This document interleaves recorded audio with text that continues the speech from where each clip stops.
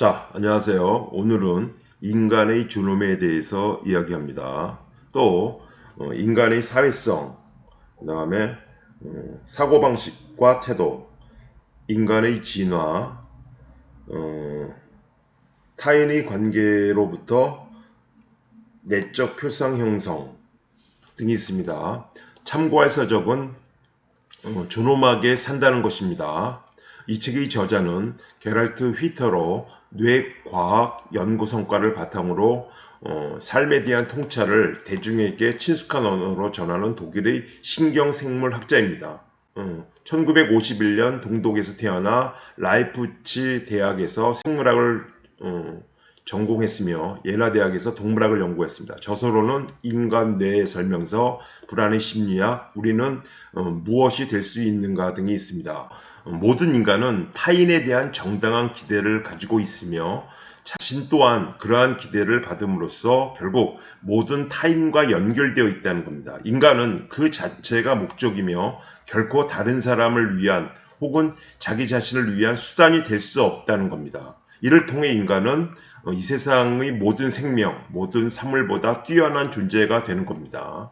인간은 인류가 가진 존엄성을 모든 인간에게서 발견해야 하며 타인을 존중할 의무를 지니게 됩니다. 자, 한 개인이 형성한 이상과 세계관의 한계를 뛰어넘을 수 있는 방법은 결국 뭐냐면 사회생활을 하는 겁니다. 여러 사람을 만나는 거죠. 결국 다른 사람과의 만남입니다. 그 만남을 통해 자신의 신념과는 다른 낯선 신념을 마주합니다. 인간은 완전한 타인을 만나면서 자아관과 세계관을 확장하고 비로소 자신의 신념을 절대적인 것이 아닌 상대적인 것으로 볼 수 있는 눈을 갖게 되고요. 자신의 세상과 선택이 틀렸음을 인정해야만 하는 어떤 실패의 고통, 그리고 타자와의 만남에서 결국 자신의 사고방식과 이상의 의문을 제기하는 것이 필요합니다. 자, 우리 뇌는 수많은 단일 움직임들을 조종할 목적으로 상위의 어떤 행동 패턴을 만들어내고 결국 과학적으로 생물학적으로 봤을 때는 에너지 소비를 최소한으로 줄이기 위해 우리 행동을 조절합니다. 그것이 결국은 사고방식 태도라고 말합니다.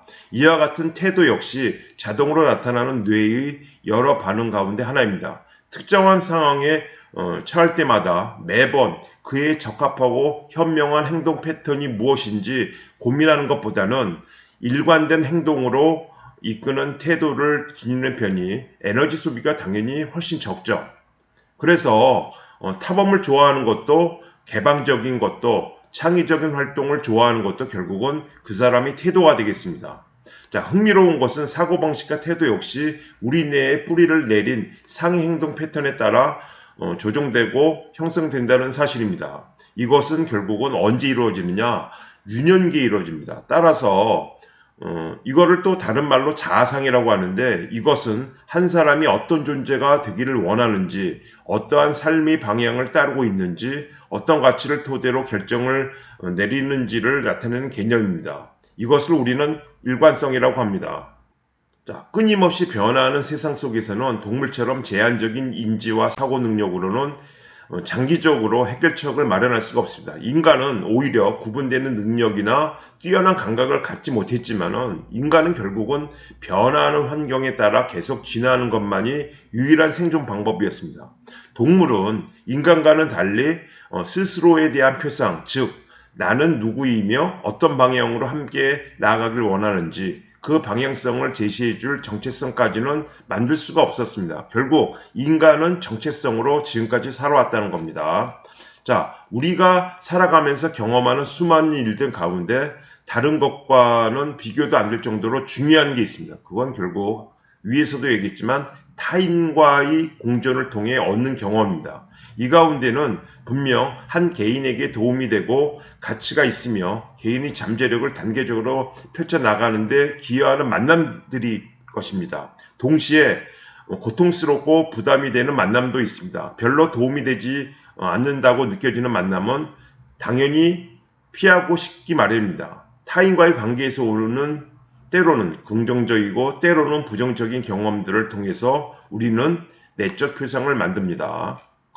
자, 갓 태어난 인간의 아기는 무언가가 불편하면 울 수도 있고 버둥거리면서 원하는 것을 얻고자 혹은 하고자 시도할 수 있습니다. 하지만 거기까지입니다. 예를 들어서 동물은 태어나자마자 몇 시간 내에 바로 걷지 않습니까? 인간은 그게 안 된다는 겁니다. 따라서 가르쳐주는 사람이 없는 한 아기는 일어서서 걷거나 말을 하지 못하고 더 나아가 읽고 쓰고 계산하지도 못합니다. 인간의 모습으로 세상에 태어났어도 인간이 되기까지 위해서는 다른 인간의 도움이 필요합니다.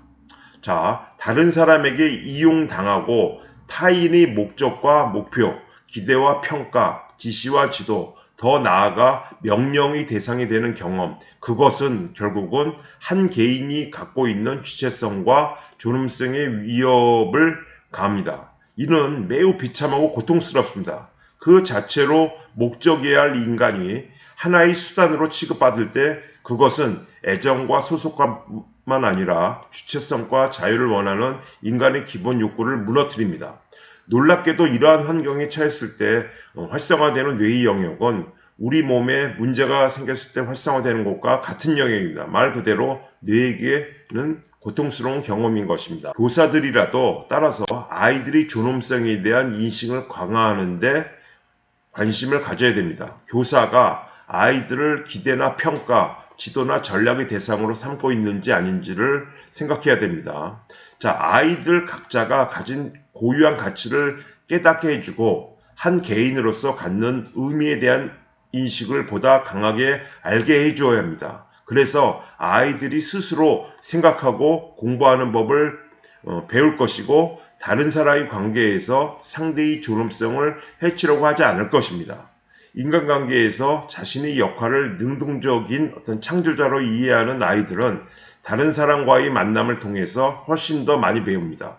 결국 자아상은 공동체 안의 소속감을 기반으로 형성되는 일종의 내면의 나침판입니다. 타인의 존엄성을 해치지 않는 관계를 맺을 수 있도록 이끌어주고요. 자아상이 형성되기까지는 시간이 필요하며 다른 사람과의 유익한 경험을 통해 스스로 형성해야 하는 것입니다. 저자는 공부라는 것은 여유가 있어야 됩니다. 마음적인 여유죠. 그런데 오늘날의 학교에서는 이처럼 자기 결정과 자기 발견을 위해 필요한 여유를 찾아볼 수가 없습니다. 특히 고등학교에 올라가면 더 대학을 지나가기 위해서 공부할 시간밖에 없는 거죠. 자, 그 어디에도 학생들이 재미있는 놀이를 통해 자신에게 잠재된 끼와 재능을 찾아보거나 스스로 무언가를 생각하고 발견하고 다른 사람과 함께 즐겁게 만들어갈 본성을 발휘할 곳이 별로 없습니다. 수업을 듣고 대신에 지도를 받고 통제당하며 감시되고 평가를 받습니다. 어른들이 기준에 맞게 만들어낼 수 있는 대상으로 취급당하는 겁니다. 그렇게 된다면 어릴 때부터 무엇을 어떻게 해야 하는지, 반드시 해야 할 일은 무엇인지, 무엇을 배우고 어떤 능력을 가져야 하는지를 끊임없이 지시를 받아온 또 성장해온 사람이 도대체 무슨 능력으로 자신이 누구인지, 무엇에 관심이 있고 즐거워하는지, 인생의 가치가 무엇인지 알 수 있겠습니까?